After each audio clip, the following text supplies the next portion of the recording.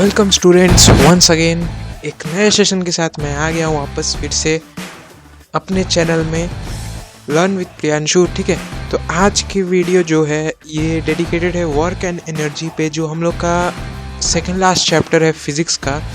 इसके बाद एक और चैप्टर आता है जो है साउंड। उसके बाद सारा चैप्टर कंप्लीट हो जाता है। उसके बाद आप लोग का फिज़िक्स कंप्लीट हो जाएगा। उसके बाद रिवीजन सेशन चलेगा, या इसके बाद केमिस्ट्री का जो चैप्टर्स है उसको हम लोग कंप्लीट करेंगे। ठीक है, तो आज की इस वीडियो में, आज की इस सेशन में हम लोग करने वाले हैं वर्क एंड एनर्जी, जो चैप्टर नंबर 4 है।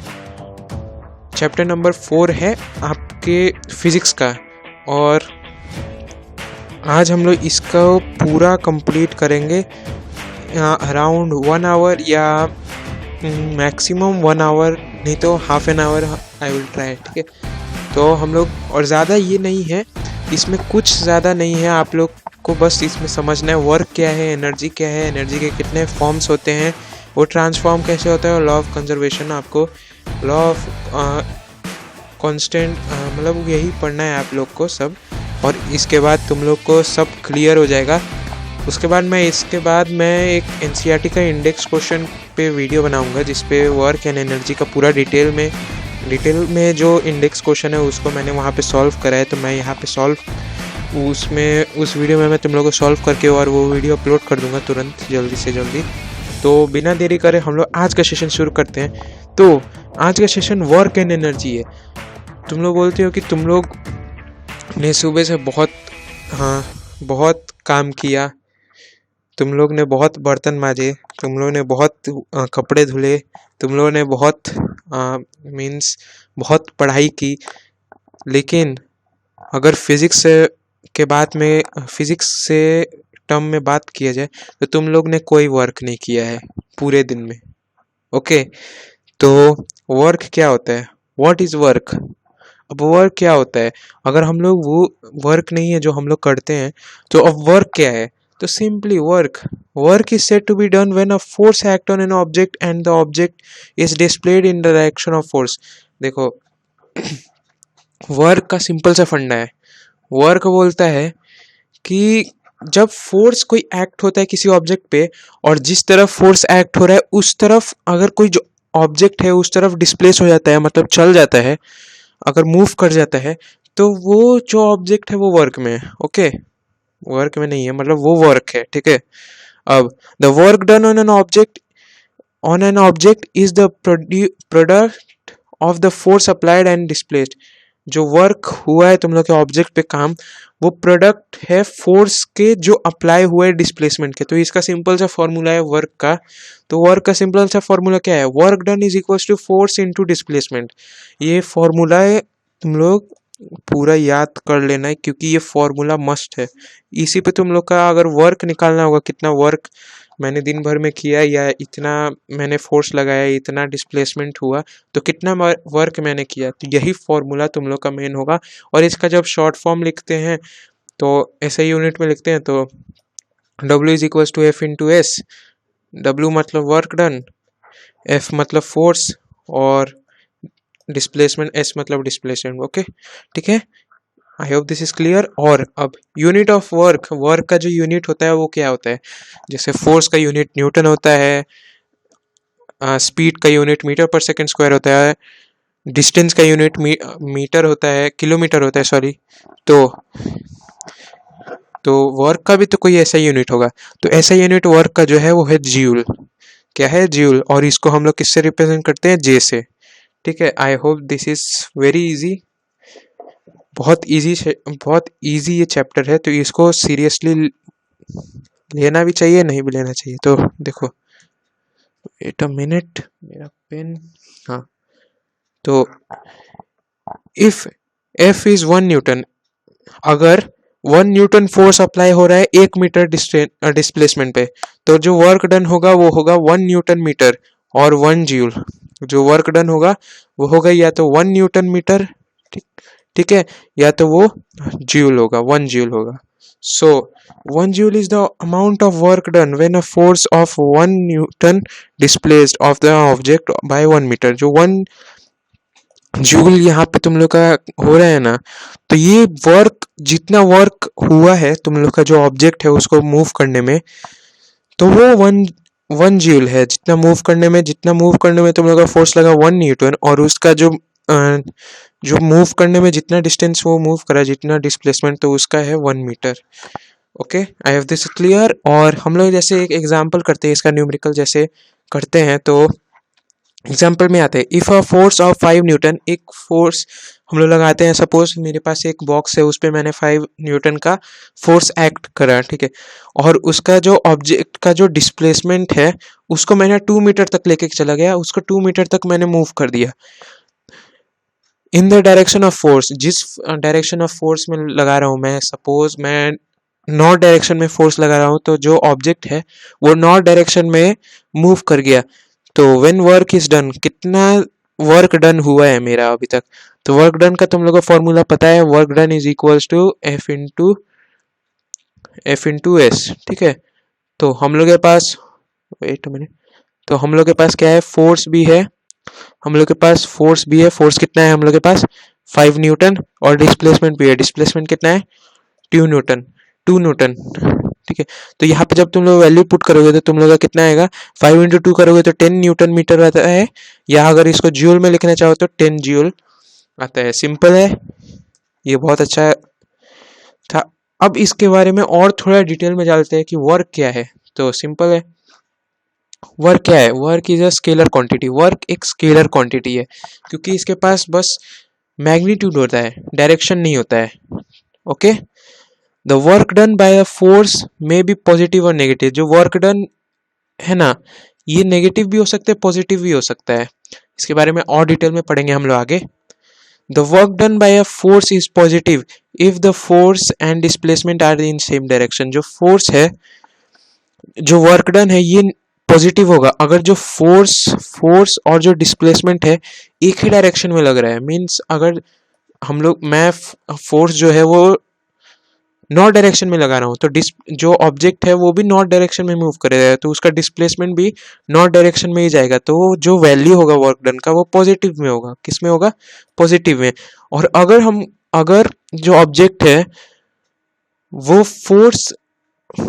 फोर्स है और डिस्प्लेसमेंट है, अगर ये फोर्स और डिस्प्लेसमेंट जो है अगर ऑपोजिट डायरेक्शन में होंगे, तो जो वर्क डन होगा ये नेगेटिव होगा, उसका जो वैल्यू होगा क्या होगा, नेगेटिव होगा। आई होप दिस इज क्लियर। समझ रहे हो इसका मतलब, सेम डायरेक्शन में मीन्स, सपोज मेरे पास एक ऑब्जेक्ट है, ये बॉक्स है, ठीक है, यहाँ पे मैंने इस पे फोर्स लगाया और ये किस साइड, नॉर्थ डायरेक्शन में ही मूव कर रहा है, तो इसका जो वैल्यू होगा ये क्या होगा, तुम लोग का पॉजिटिव होगा। लेकिन अगर मेरे पास कोई ऑब्जेक्ट है, सपोज एक बॉक्स है, कोई ऑब्जेक्ट है, इसको मैंने यहाँ पे फोर्स लगाया, ठीक है, और जो डिस्प्लेसमेंट है ये इसके ऑपोजिट में हो रहा है, तो क्या हो रहा है, दोनों एक दूसरे के ऑपोजिट हो रहा है, तो जो यहाँ पे वर्क डन होगा ना, इसका वैल्यू होगा नेगेटिव में, क्या किस में, नेगेटिव में होगा, और इसका वैल्यू पॉजिटिव में होगा। Okay, I hope this is clear. अगर कोई भी क्वेरी हो तो तुम लोग जल्दी से जल्दी कमेंट बॉक्स पे डाल सकते हो, और यहाँ तक अगर तुम लोग देख रहे हो तो मेरे चैनल को जल्दी से सब्सक्राइब कर दो और बेल आइकन कॉल पे सेट कर देना कि तुम लोग तक नोटिफिकेशन आते रहे, और इस वीडियो को जल्दी से जल्दी लाइक कर दो, ठीक है। तो बिना टाइम वेस्ट करे चलो शुरू करते हैं। तो दूसरा जो हम लोग का फिफ्थ पॉइंट आता है वो है, the work done by object is zero if there is no displacement. जो वर्क डन है ये जीरो भी हो सकता है अगर वहां पे कोई डिस्प्लेसमेंट ना हो। जो अगर फोर्स लगा रहे हैं, जो फोर्स हम लोग लगा रहे हैं, लेकिन अगर डिस्प्लेसमेंट जो है वो अगर जीरो होता है, तो हम लोग का वर्क डन जीरो हो जाएगा।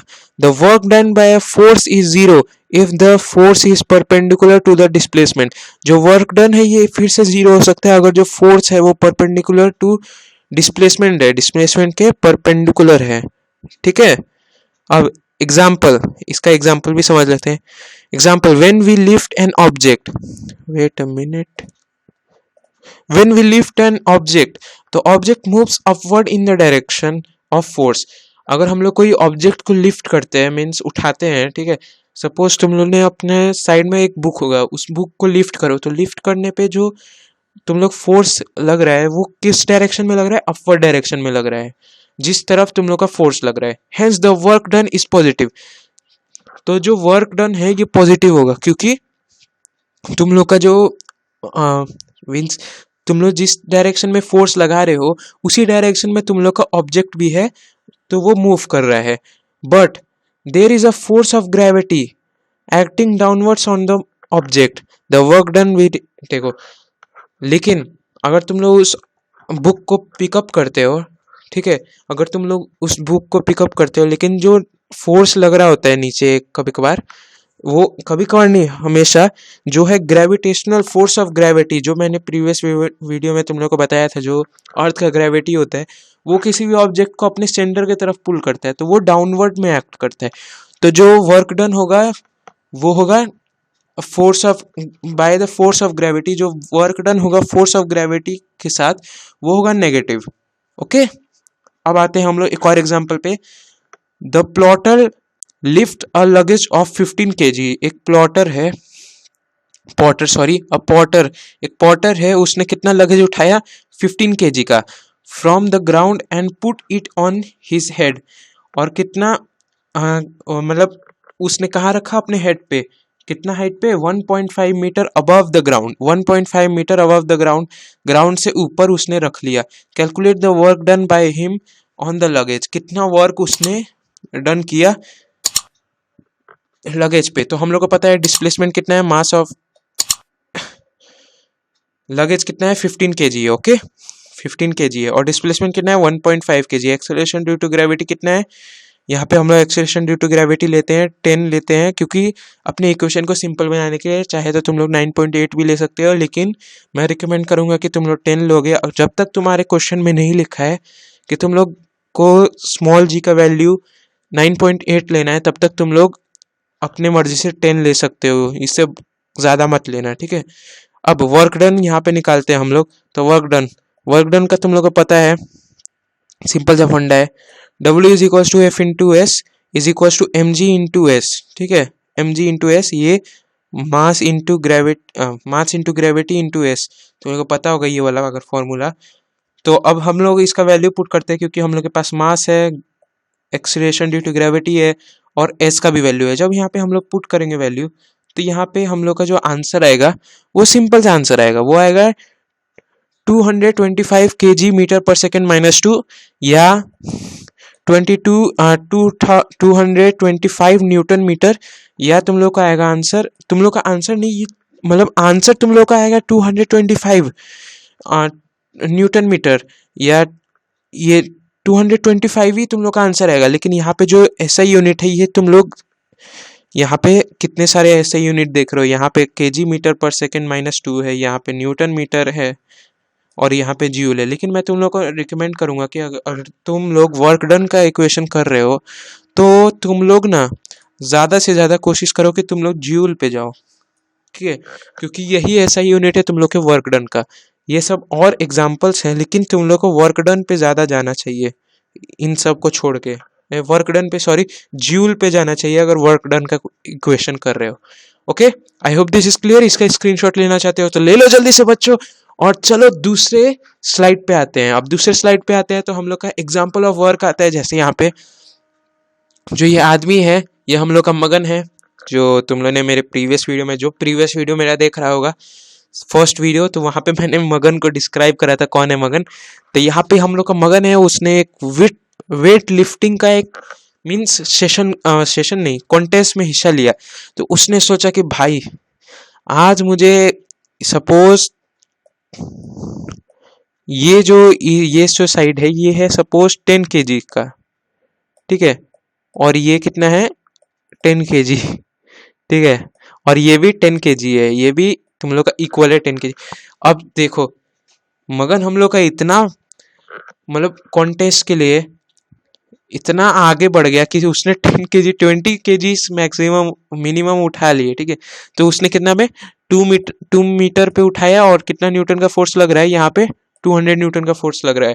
तो अगर तुम लोग इसका वर्क डन करोगे, ठीक है, W is equal to F into G, जब इसका तुम लोग वर्क डन करोगे ना, F into G, F into S होता है, सॉरी क्या होता है, एफ इंटू एस, ठीक है, एफ इंटू एस होता है।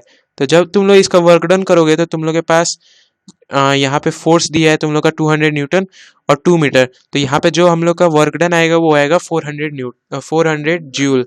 ठीक है, तो ये तुम लोग का 400 जूल तुम लोग का आंसर आ जाएगा, 400 जूल। ओके,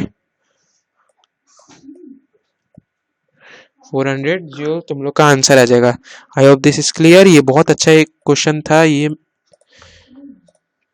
तो इसका एक एग्जाम्पल हो गया हम लोग के मगन का। एक एग्जाम्पल है कि हम लोग ने यहाँ पे जैसे कोई एक लड़की है जो तुम लोग का स्टेप्स चढ़ रही है, तो यहाँ पे स्टेप्स चढ़ रही है तो तुम लोग का अपवर्ड फोर्स भी लग रहा है और डिस्प्लेसमेंट भी लग रहा है, लेकिन तुम लोग का जो जी है ना, एक्सीलरेशन ड्यू टू ग्रेविटी, जो तुम लोग का स्मॉल जी है, वो भी तुम लोग के ऊपर एक डाउनवर्ड फोर्स लगा रहा होता है।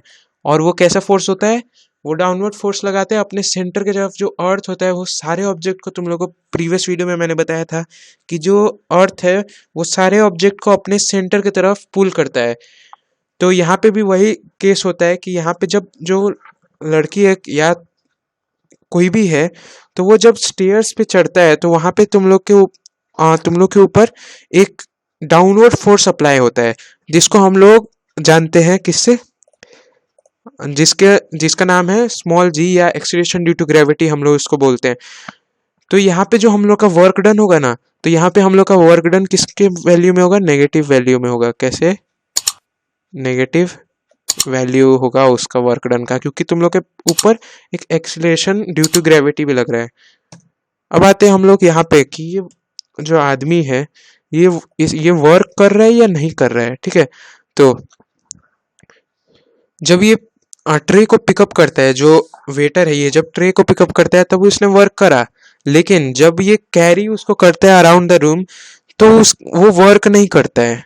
ओके, कैसे वर्क नहीं करता है, क्योंकि distance is not zero. Distance तो यहाँ पे जीरो नहीं होता है, लेकिन डिस्टेंस तो यहाँ पे जीरो नहीं होता है, लेकिन जो डिस्प्लेसमेंट होता है जो डिस्प्लेसमेंट होता है वो यहाँ पे जीरो हो सकता है। ओके, क्योंकि वो एक ही रूम में तुम लोग का ट्रैवल करता है, तो जहां से उसने स्टार्ट करा initial position to final position, तुम लोग को पता होगा डिस्प्लेसमेंट, अगर जहां से उसने स्टार्ट करा अगर वहां पे वापस आ जाता है, वो रिटर्न बैक हो जाता है, तो जो उसका डिस्प्लेसमेंट होता है वो जीरो होता है। लेकिन डिस्टेंस के केस में ऐसा नहीं होता है, distance total distance travel by an object होता है। तो यहाँ पे इसका जो डिस्प्लेसमेंट है यहाँ पे जीरो होगा, इस वजह से तुम लोग का जो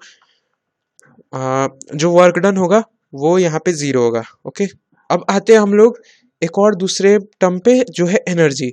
अब एनर्जी क्या है, अब एनर्जी भी बहुत अच्छा चीज है और अच्छा सोर्स है, हम लोग को एनर्जी बचाना भी चाहिए। तो एनर्जी क्या है, the energy of an object is capacity for doing work. जो एनर्जी है वो किसी काम को करने की कैपेसिटी है। मतलब जैसे तुम लोग कोई फूड खाते हो तो वो तुम लोग के जब शरीर में जाता है तो वो कार्बोहाइड्रेट बन जाता है, कार्बोहाइड्रेट से ग्लूकोज बनता है, ग्लूकोज बन जाता है, फिर वो तुम लोग के एनर्जी के फॉर्म में आ जाता है। तो एनर्जी तुम लोग का जो पूरा काम करता है, तुम लोग जो काम करते हो वो एनर्जी की वजह से करते हो। जो एनर्जी होता है वो किसी काम को करने की क्षमता प्रोवाइड करता है। ठीक है, तो इसका जो यूनिट होता है, वेट मिनट पेन सेट।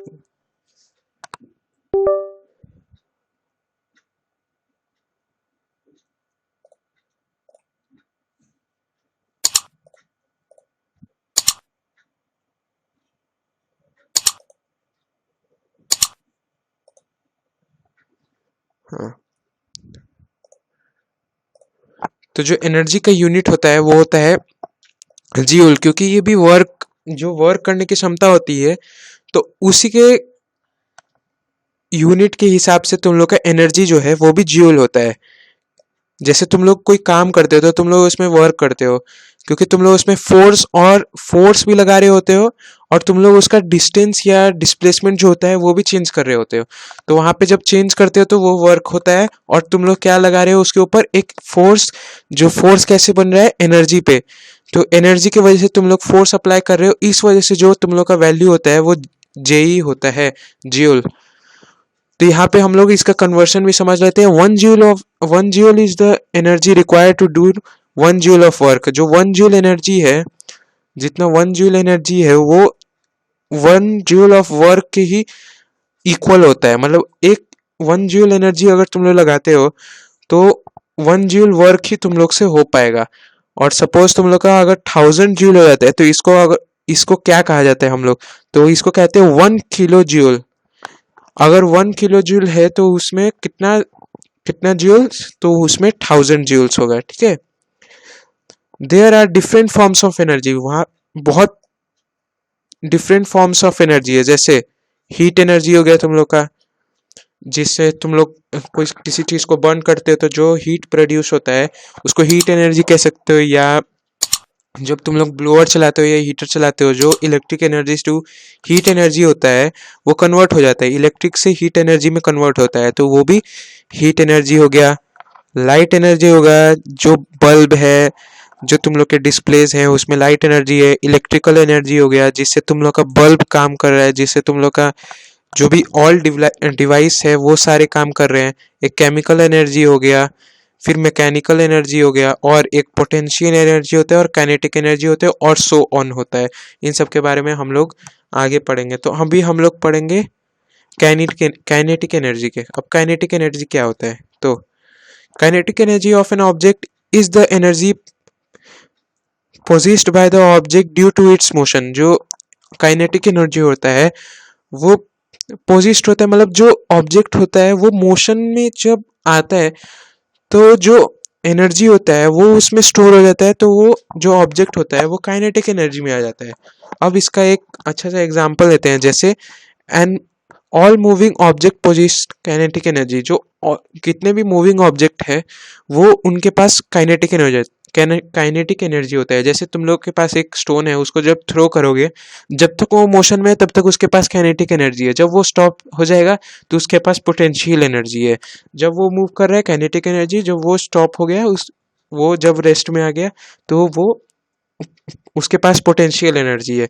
जैसे यहाँ पे एक एग्जांपल है फॉलिंग ऑफ कोकोनट। जो कोकोनट फॉल होता है तो उसके पास, जब वो मोशन में है, जब वो फॉल कर रहा है एक हाइट से फॉल कर रहा है, तो वहां पे उसका जो एनर्जी कौन सा एनर्जी होगा, उसके पास काइनेटिक एनर्जी होगा। और स्पीडिंग कार, कोई कार है जो एक्सेलरेट कर रही है, अपना स्पीड इंक्रीज कर रही है, उसके पास भी, क्योंकि वो मोशन में है, वो रेस्ट में नहीं है, तो मोशन में है, तो उसके पास भी काइनेटिक एनर्जी होगा, क्योंकि वो उसके पास भी फोर्स है और उसके पास भी वो भी डिस्टेंस ट्रेवल कर रहा है। अब फ्लाइंग एयरक्राफ्ट, एक एयरक्राफ्ट है जिसपे भी फोर्स लग रहा है और डिस्टेंस ट्रेवल कर रहा है, और वो मोशन में है, कंटिन्यू मोशन में है, तो उसके पास भी काइनेटिक एनर्जी होगा। फ्लोइंग वाटर, वाटर जो फ्लो होता है उसके पास भी काइनेटिक एनर्जी होगा, क्योंकि वो मूव कर रहा है, वो मोशन में है। वेयर एज कम्पेयर टू जो पॉन्ड वाटर होता है, वो क्या होता है, वो एक जगह पे रुका रहता है, तो उसके पास कौन सा एनर्जी होगा, उसके पास पोटेंशियल एनर्जी होगा। जो पोटेंशियल एनर्जी का टर्म बार बार मैं रिपीट कर रहा हूँ, इसको हम लोग आगे की स्लाइड में हम लोग पढ़ेंगे। जैसे ब्लोइंग विंड हो गया, क्योंकि वो भी मोशन में है, वो भी अपना डिस्टेंस चेंज कर रहा है, वो उसके पास भी फोर्स है।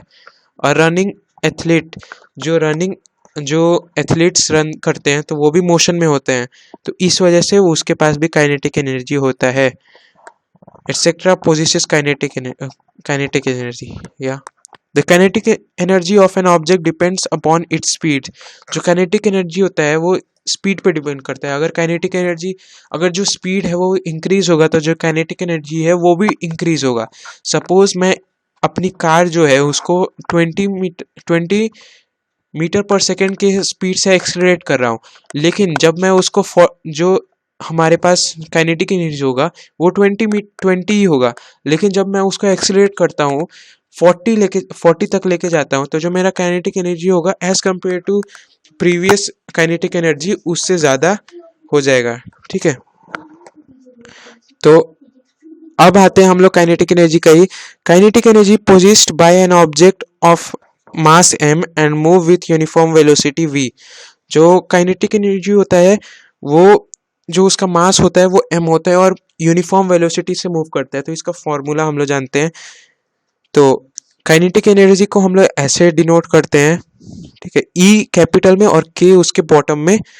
ठीक है, अब आते हैं हम लोग इसका फॉर्मूला, ये इसका फॉर्मूला होता है, इसको रिमेम्बर कर लेना, क्योंकि इसी पे तुम लोग का जो जो भी न्यूमेरिकल्स है अब उस पे बनेगा। जैसे यहाँ पे हम लोग एक न्यूमेरिकल्स भी सॉल्व कर लेते हैं। Example, N object of mass 15 kg, एक ऑब्जेक्ट है जिसका मास है 15 kg, is moving with an uniform velocity. एक ऑब्जेक्ट है जिसका मास है 15 kg, वो यूनिफॉर्म वेलोसिटी से मूव कर रहा है। कितने यूनिफॉर्म उसका वेलोसिटी है, वो है 4 मीटर पर सेकेंड -1। तो इसके पास कितना काइनेटिक एनर्जी होगा, तो इसके पास काइनेटिक एनर्जी, चलो फाइंड करते हैं। तो यहाँ पे हम लोग के पास मास है, ओके, यहाँ पे हम लोग के पास यूनिफॉर्म वेलोसिटी है, क्योंकि यहाँ पे तुम लोग के इक्वेशन में ही बोल दिया है कि यूनिफॉर्म वेलोसिटी से मूव कर रहा है। तो तुम लोग को पता है कि जो काइनेटिक एनर्जी होता है, जब कोई ऑब्जेक्ट मास उसके पास हो और यूनिफॉर्म वेलोसिटी से मूव कर रहा हो, तो वो काइनेटिक एनर्जी में होता है। तो यहाँ पे तुम लोग के पास यूनिफॉर्म वेलोसिटी भी है और तुम लोग के पास मास भी है। बस सिंपली तुम लोग को यहाँ पे इसके जो इक्वेशन है इसमें पुट कर देना है। तो यहाँ पे जब इक्वेशन में पुट करोगे तुम लोग, तो तुम लोग का जो आंसर आएगा वो आएगा 120 जूल। ठीक है, इसको तुम लोग सॉल्व करके भी देख सकते हो, तुम लोग का 120 जूल ही आएगा। ठीक है, और तुम लोग पूछोगे कि जूल क्यों आया, क्योंकि काइनेटिक एनर्जी, एनर्जी का जो एसआई यूनिट होता है वो जूल होता है, और काइनेटिक एनर्जी भी एनर्जी का ही फॉर्म है, पार्ट ऑफ एनर्जी है। The kinetic energy of an object is 120, wait a minute, some issues are going on. ठीक है, तो इसका 120 होगा। अब जैसे यहाँ पे तुम लोग देखो, एक जो मगन है हम लोग का, जो प्रीवियस वीडियो में मैंने तुम लोग को बताया था मगन, वो यहाँ पे तुम लोग का मूव कर रहा है, एक मोशन में है। यहाँ से ये मोशन में आया, तो यहाँ पे इसके पास काइनेटिक एनर्जी है, लेकिन यहाँ पे ये रेस्ट पे आ गया। ठीक है, यहाँ पे ये रेस्ट पे आ गया, तो इसके पास पोटेंशियल एनर्जी आ गया। लेकिन फिर से यहाँ से ये मोशन में आया, एनर्जी आउट, तो यहाँ पे ये फिर से काइनेटिक एनर्जी में आ गया। ठीक है, क्योंकि ये फिर से मोशन में आ गया। अब पोटेंशियल एनर्जी क्या होता है, जो मैं प्रीवियस स्लाइड्स में अभी पोटेंशियल एनर्जी बार बार इस टर्म को लेके आ रहा था, अब ये क्या होता है, तो ये होता है, wait a minute, ये होता है, the potential energy of an object is the energy possessed by an object due to the position और शेप।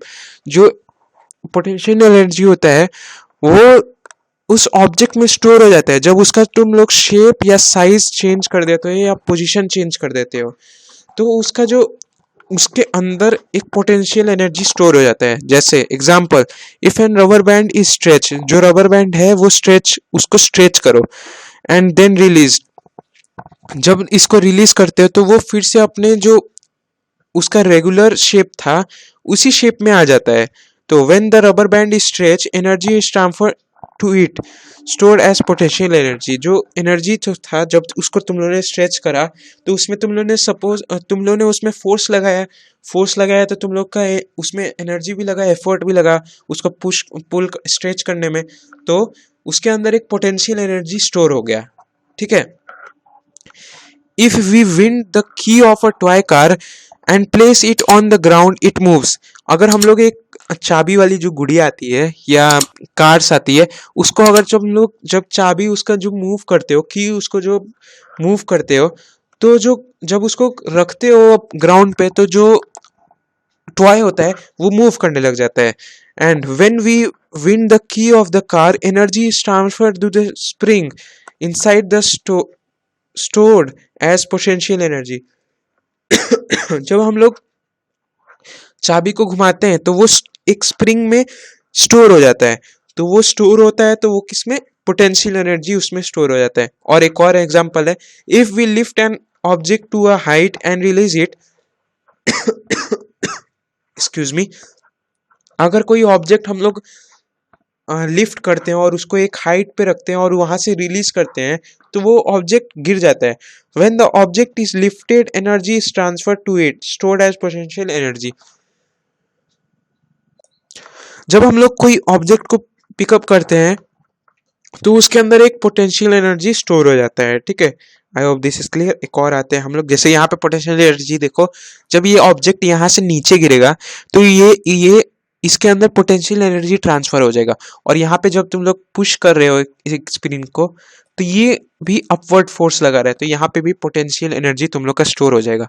अब आते हैं potential energy of an object at a height. एक पोटेंशियल एनर्जी हाइट पे कैसे पोटेंशियल एनर्जी उसमें आता है। When an object is raise to a height, एक ऑब्जेक्ट जब वो एक हाइट पे आता है, इट्स एनर्जी इंक्रीजेस, जब पोटेंशियल एनर्जी इंक्रीज हो जाता है, समझ रहे हो इसमें क्या है, जब कोई ऑब्जेक्ट जितना हाइट पे जाता है तो उसका पोटेंशियल एनर्जी जो होता है वो इंक्रीज कर जाता है, is done on the against gravity. ये कैसे, ग्रेविटी के अगेंस्ट होता है। The energy present in such an object is called gravitational potential energy. जो एनर्जी इसके अंदर स्टोर होगा वो होगा ग्रेविटेशनल पोटेंशियल एनर्जी। ओके, मतलब कोई ऑब्जेक्ट जब उसको तुम लोग अपने कवर्ड, सपोज तुम लोग के पास एक ब्रिक है, ठीक है, उसको जब तुम लोग अपने कवर्ड के ऊपर रखते हो तो उसके पास ज्यादा पोटेंशियल एनर्जी है एज कम्पेयर टू जब तुम लोग उसको ग्राउंड पे रखते हो, क्योंकि वो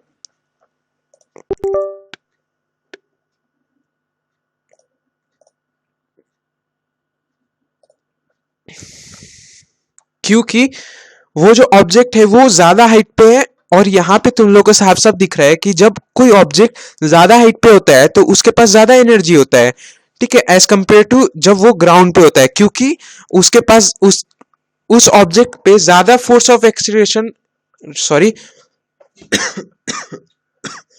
ज्यादा ग्रेविटेशनल फोर्स लग रहा होता है प्रेजेंट के मुकाबले। तो कोई ऑब्जेक्ट है, अगर तुम लोग उसको, कोई ऑब्जेक्ट है उसको अगर ज्यादा हाइट पे लेके जाओगे तो उसके पास ज्यादा पोटेंशियल एनर्जी होगा। कैसे होगा, क्योंकि वो अगेंस्ट ग्रेविटी जा रहा है, अगेंस्ट ग्रेविटी जा रहा है तो उसके ऊपर जो है वो ज्यादा एक्सीलरेशन ड्यू टू ग्रेविटी लग रहा है, ठीक है। तो if an object of mass m, कोई ऑब्जेक्ट है जिसका मास है m, is raise to height h, ठीक है, फ्रॉम द ग्राउंड, कोई ऑब्जेक्ट है जिसका मास है m और उसको तुम लोग ऊपर लेके चल, मतलब एक हाइट पे लेके चल जाते हो, h हाइट पे लेके जाते हो, the force required to raise the object is equal to the weight of an object mg। जो फोर्स रिक्वायर होगा तुम लोग का उस ऑब्जेक्ट को लेके जाने में, उठाने में, तो उसका जो वेट होगा वो उस ऑब्जेक्ट के इक्वल होगा, ठीक है, जो वेट होगा वो फोर्स के इक्वल होगा, जैसे mg।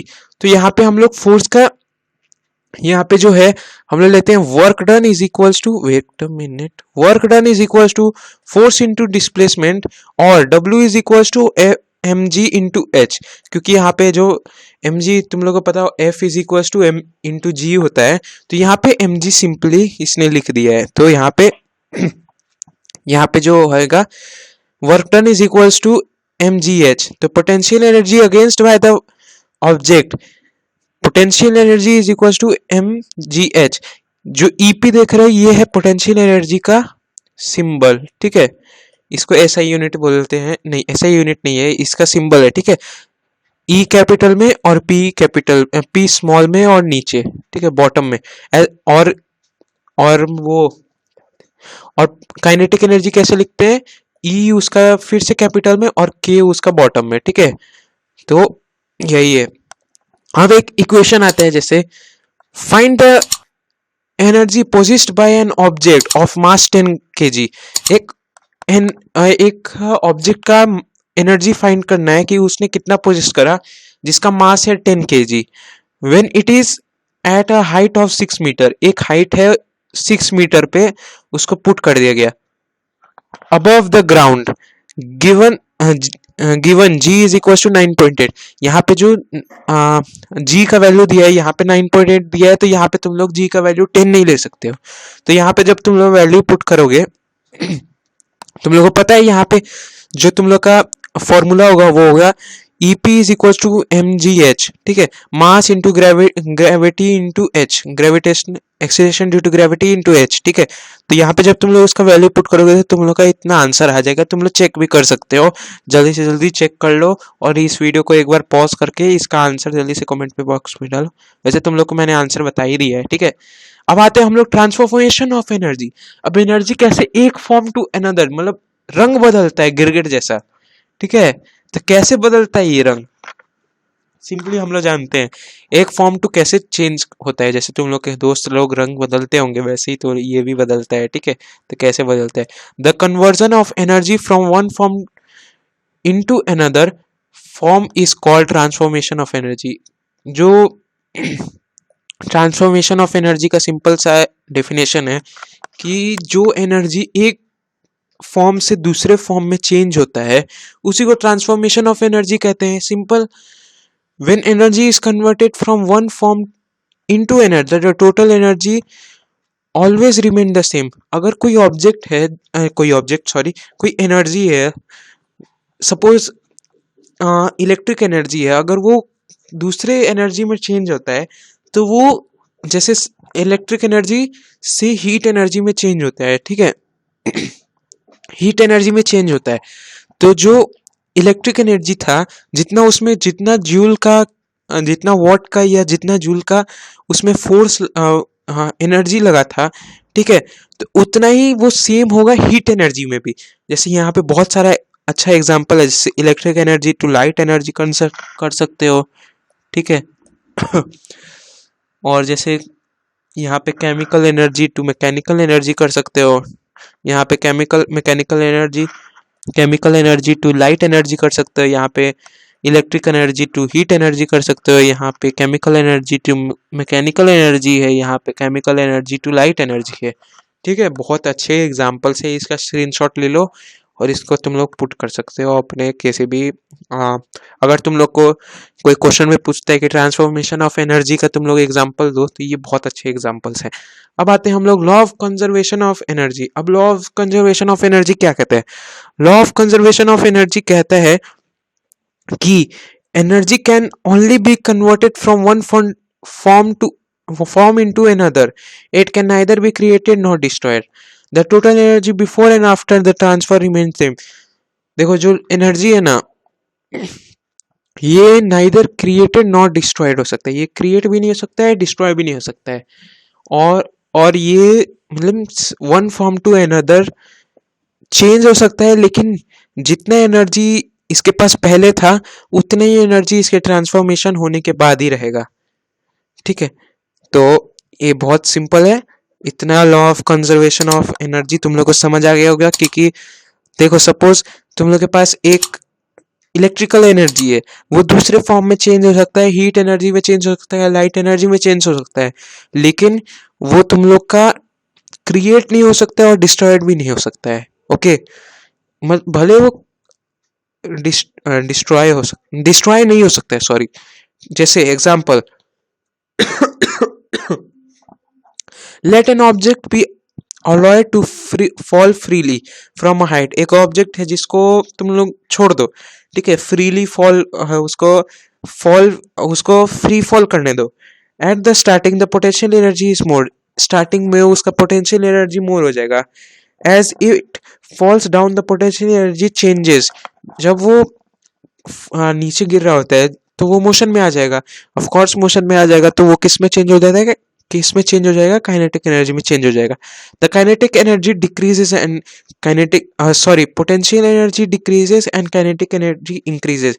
जो पोटेंशियल एनर्जी है वो डिक्रीज होगा, मतलब कम होगा, as compare to kinetic energy. Kinetic energy बढ़ेगा, क्योंकि तुम लोगों को पता है पोटेंशियल एनर्जी वो अगेंस्ट ग्रेविटी जब रहता है तब जाके वो पोटेंशियल एनर्जी इंक्रीज होता है, किसी हाइट पे रहता है. लेकिन वो जो हाइट वो कम कर रहा है, जो ऑब्जेक्ट है वो हाइट कम कर रहा है, तो यहाँ पे क्या होगा कि यहाँ पे जो काइनेटिक एनर्जी है वो इंक्रीज करेगा as compare to potential energy, ठीक है.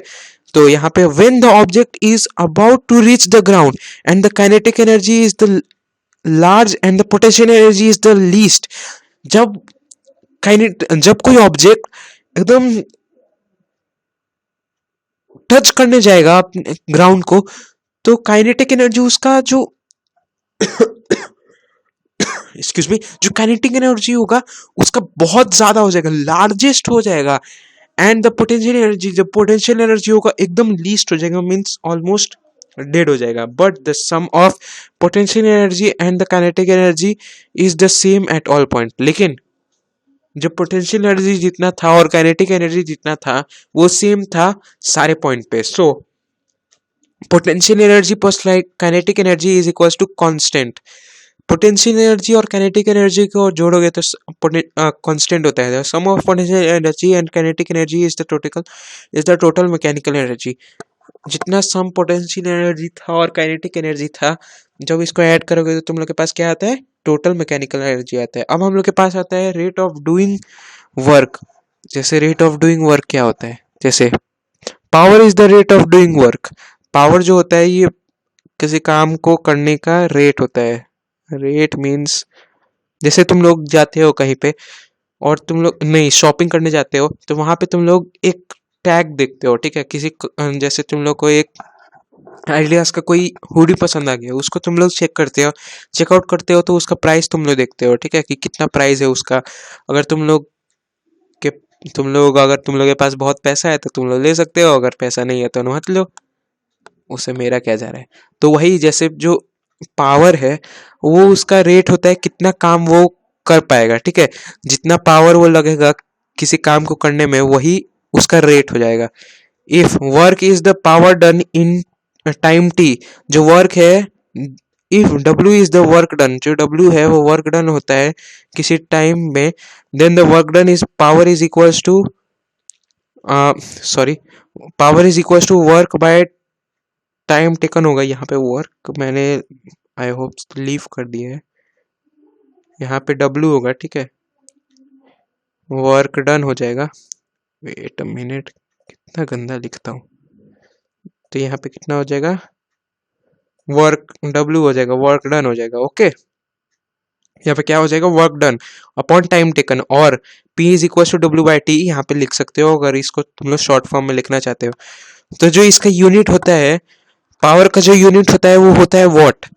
The unit of power is what. जो वॉट का पावर होता है मीन्स ऐसा यूनिट होता है, पावर का ऐसा यूनिट होता है, वो होता है watt. 1 watt is the power of an agent which does work at the rate of 1 joule/second। जो 1 watt होता है ना, ये एक एजेंट होता है, मीन्स उसका काम करता है, जितना काम 1 जूल में होता है 1 सेकंड में, ठीक है, 1 सेकंड में जितना जूल खर्च होता है उतना ही। जैसे 1 watt is equal to 1 joule/second, और 1 W is equal to 1 joule/second minus 1, ठीक है। जैसे तुम लोग के घर में 1000 watts के या 20,000 watts के एनर्जी सप्लाई पास होती है, ठीक है, तो वही तुम लोग का पावर ही होता है। जैसे 1 किलोवाट को 1 किलोवाट में कितना वाट होता है, 1000 watts होते हैं। 1 किलोवाट में 1000 watts, 1 किलोवाट में 1000 जूल/सेकंड, ठीक है। तो ये सब सिंपल है बहुत।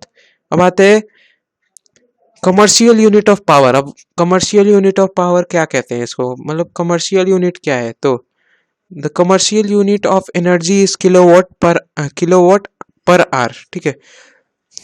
इसका क्या है, कमर्शियल यूनिट जो है वो है किलोवाट पर आवर, ओके। क्या है, kilowatt per our. 1 kilowatt per hour is the energy used in 1 hour at the rate of 1 kilowatt। 1 kilowatt क्या है, ये 1 किलोवाट पर आवर क्या है, इज द एनर्जी, जितना एनर्जी यूज हुआ है 1 घंटा में रेट ऑफ 1 किलोवाट, ठीक है। तो 1 घंटा में कितना 1 किलोवाट हुआ है, या 1000 जूल/सेकंड। तो यहाँ पे 1 kilowatt is equal to 1 kW into 1 hour। तो यहाँ पे जो तुम लोग का आंसर निकलेगा, यहाँ पे जो आएगा, जैसे तुम लोग के पास कितना है, हाँ ये तुम लोग का सेकंड आ गया, ठीक है। तुम लोग का कितना 1 hour में कितना सेकंड, तो 3600 सेकंड। जब इसको करते हो तो वहाँ पे तुम लोग का 1 10 100 1000 10,000 लाख 10 लाख 36 लाख जूल तुम लोग आता है। तो 1 किलोवाट पर आवर में कितना 3.6 इंटू 10⁻⁻6 जूल, ठीक है, इतना तुम लोग को 1 किलोवाट पर आवर में होता है। The electrical energy use in homes and industries are expose kilowatt per hour. देखो जो एनर्जी यूज होता है ना हम लोग के होम्स में या इंडस्ट्रीज में, तो वो किलोवाट में आता है। The electrical energy use during a month is expressed in units. अगर कोई जो इलेक्ट्रिकल एनर्जी है, अगर वो एक मंथ में एक्सप्रेस होता है, मतलब यूज होता है, तो उसको यूनिट में हम लोग बोलते हैं। Here 1 unit is means 1 kilowatt. 1 unit मतलब क्या होता है, 1 किलोवाट पर आवर तुम लोग ने बिजली यूज करा। भाई मेरे घर तो बहुत बिजली यूज होती है, ठीक है। तो हम लोग आ गए हैं यहाँ पे एंड ऑफ द स्लाइड। तो हम लोग एक और बार अपने फिर से, जैसे तुम लोग को हम लोग का पता है, हम लोग के जो हर सेशन में हम लोग एक मोटिवेशनल, सॉरी पता नहीं कोई इश्यूज हो रही है मेरे पीसी में, यहाँ पे हम लोग करते हैं वापस से। तो हम लोग के हर चैप्टर में, हर सेशन में हम लोग एक मोटिवेशनल क्विट के बारे में बात करते हैं। तो यहाँ पे you we are given this life because you are strongest enough to live it.